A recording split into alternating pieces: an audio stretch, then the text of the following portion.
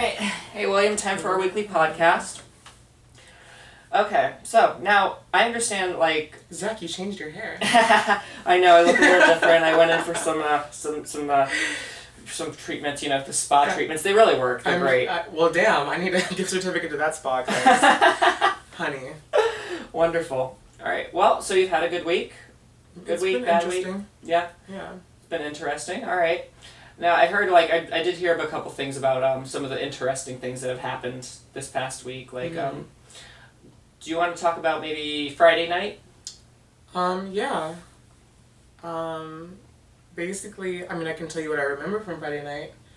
I went out to JT's, and I don't know if everyone, watches all the time or if they, really listen to what goes on in the house, but I kind of make a point of not really going out. I don't like going to clubs and stuff like that, but I went, strictly just, to, have fun and, support Tony and stuff like that. And then when I went out, before I left, I had already been drinking. Mm-hmm. So I was a little drunk when I got there. And then, basically I had more to drink when I got there. And, I left the club with some random person, but basically, before Tony's show even started. So in a quick, amount of time, a very short time period, I got super wasted. And I was kind of,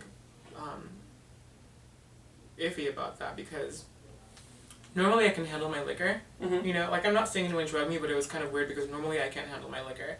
And when I go to JT's, I drink Long Islands and stuff like that, and I always, know what's going on. I never really get that wasted. Right.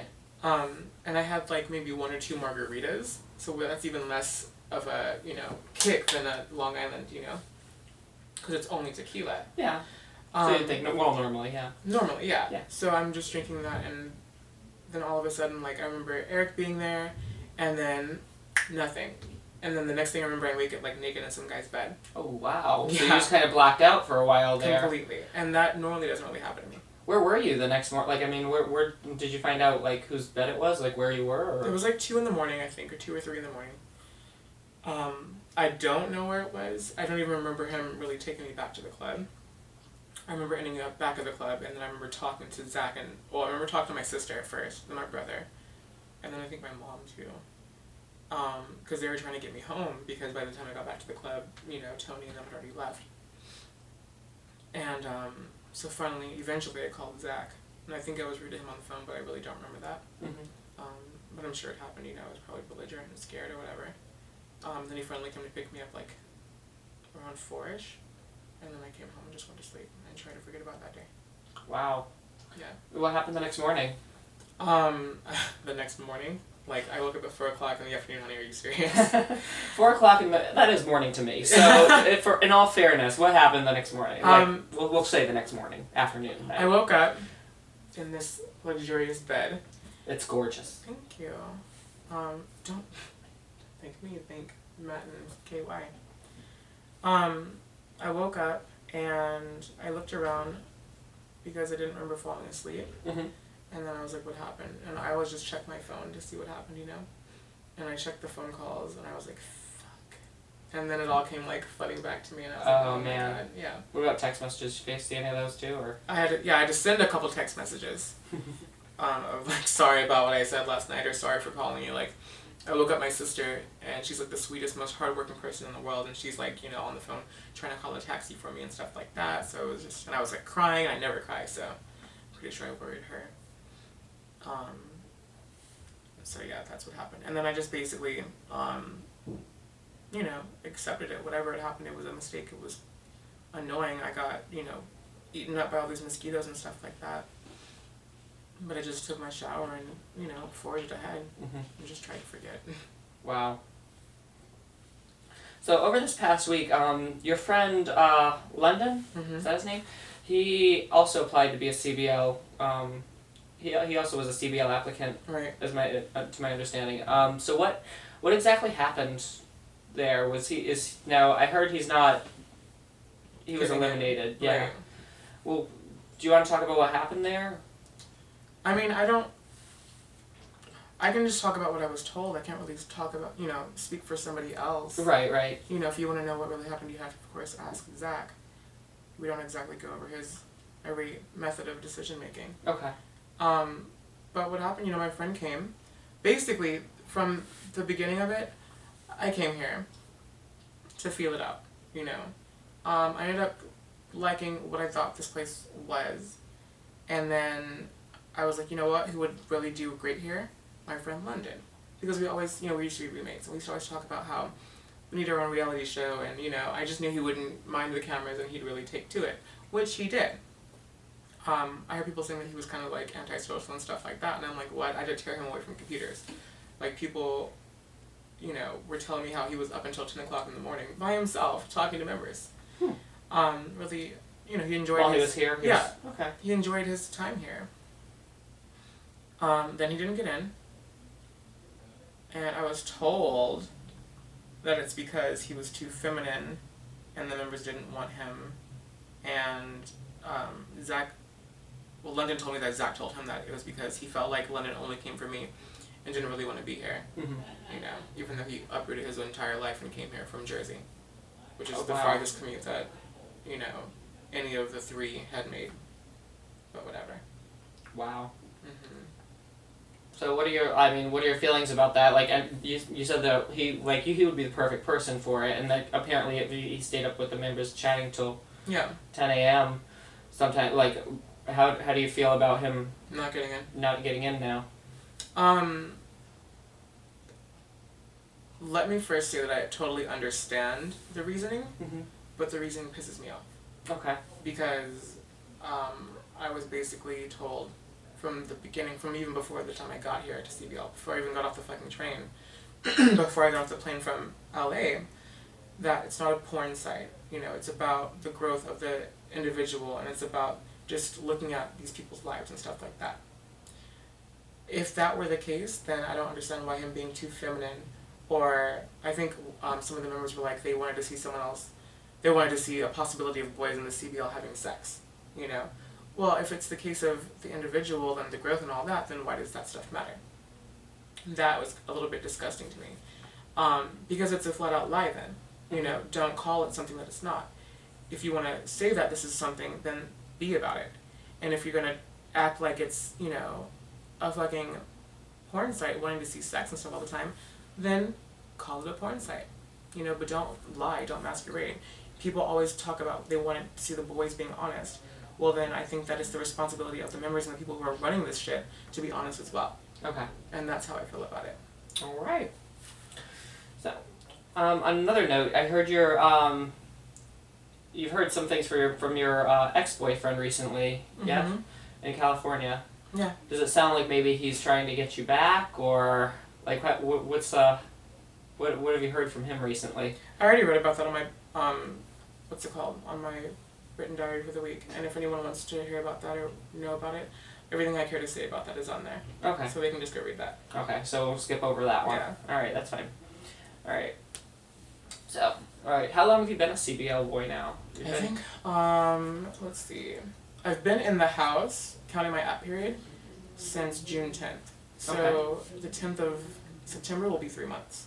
Alright, so it's 3 months coming up. Okay. So is it too soon to say,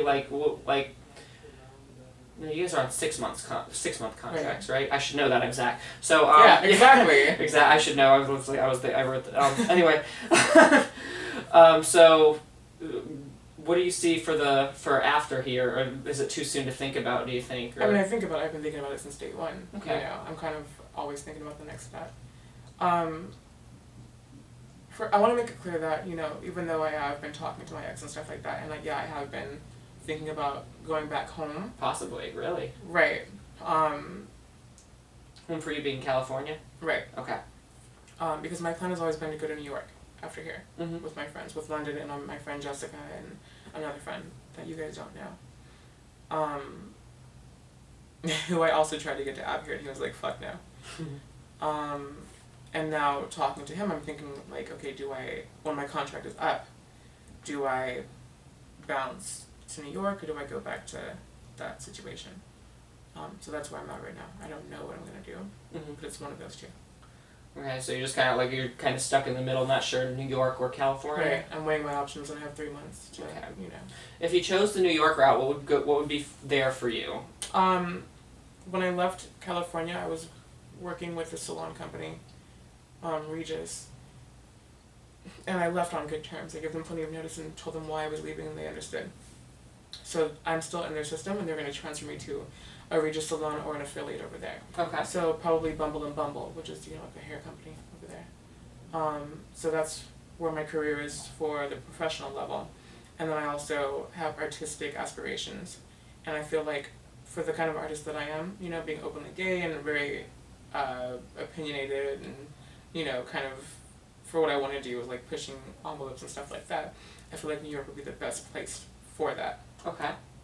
On like an acoustic kind of level. Okay. Even like open mic nights and performing and stuff like that, because you're just more in that community. And then I have my friends there and people that I know. And then California, I can still pursue music, but more from like a studio standpoint, not really out there and performing live like a performance like I want to. But then I have my family, my friends, and I have my old job, and then I have, my love there, so. So you'd probably go back to your old job and never, like, your old life in California rather than... Basically. Well, okay. Old life minus where I lived, because where I lived was kind of conservative, and now he lives in a more gay-friendly area. Have to think about that with California. I know, right? Yeah. Well, not conservative as far as, like, they weren't, like, gay bashers, but it was just very family-oriented. Gotcha. So I couldn't walk out in my little things like I like to do, because I have more respect than that for, like, little kids and their families and stuff like that. But I kind of wasn't being myself, and he wasn't either. We didn't feel comfortable going to the pool in our complex and, holding hands or kissing and stuff like that. So that's what I mean by more gay-friendly. Gotcha. So it's kind of tough. It's like, do I go back there? It's kind of like Sophie's Choice for me, because I've always had this dream my entire life. Mm-hmm. I never knew that I would have love, and I was okay with that.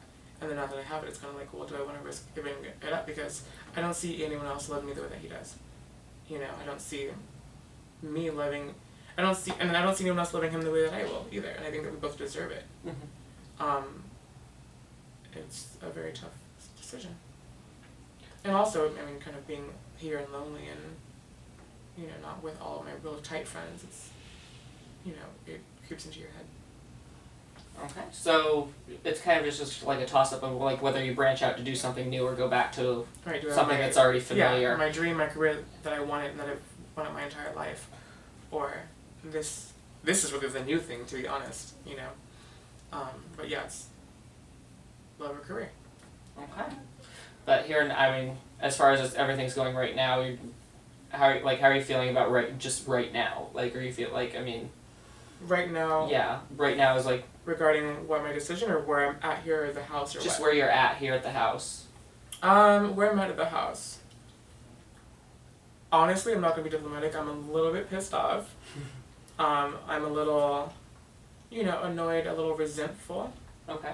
But I'm trying not to be. I'm trying to occupy my time with other things that I enjoy doing, just to get my mind off of it. I know I will get over it, I'm not going to be a brat about it. I'm not going to do anything crazy like chase somebody with knives or anything. But, yeah, that's where I'm at. And eventually I'll get over it. Like I said, I plan fully on fulfilling my 6-month contract and then moving on. All right. Well, William, thank you very much for the podcast. Thank you. I know. Aw, Zach, you can't be Zach, because Zach never hugs me. I'm Zach. I don't know what you're talking about. I'm just kidding.